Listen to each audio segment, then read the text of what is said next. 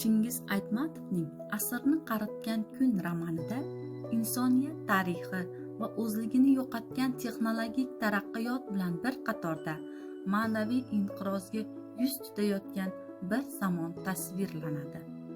Asar ilk bor 1980-yillarda yozilgan va o'sha davrdagi jamiyat, mafkura va insoniyatning kelajagi haqida muhim savollarni o'rtaga tashlaydi.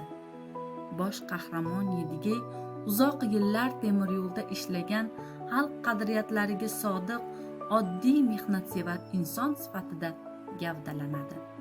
U do'sti Kazangab vafot etgach, uni qadimiy mozor ona paytga dafn etish uchun uzoq safarga chiqadi va yo'l davomida Yedigey xotiralar, o'y kechinmalari ochiladi.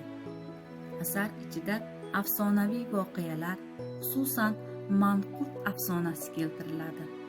Bu o'z xotirasidan mahrum etilgan, kimligini unutgan, hattoki o'z onasini ham tanimay qo'ygan inson obrazi orqali milliy o'zlikni yo'qotish xavfidan ogohlantiriladi.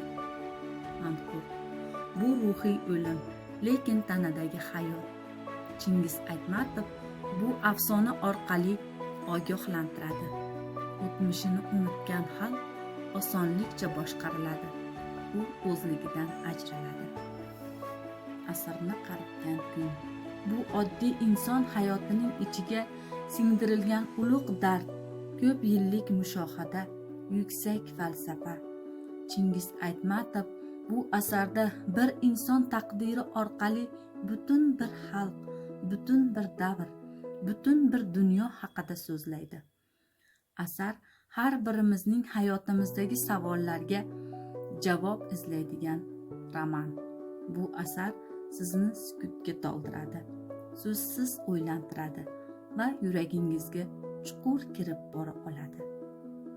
Aziz kitobxon, har bir kitobsevarning qalbida chuqur iz qoldiradigan ushbu asarni o'qing, fikrlaning, his qiling, chunki ba'zan bir kun butun bir asrlarga teng keladi desak mubolag'a bo'lmaydi.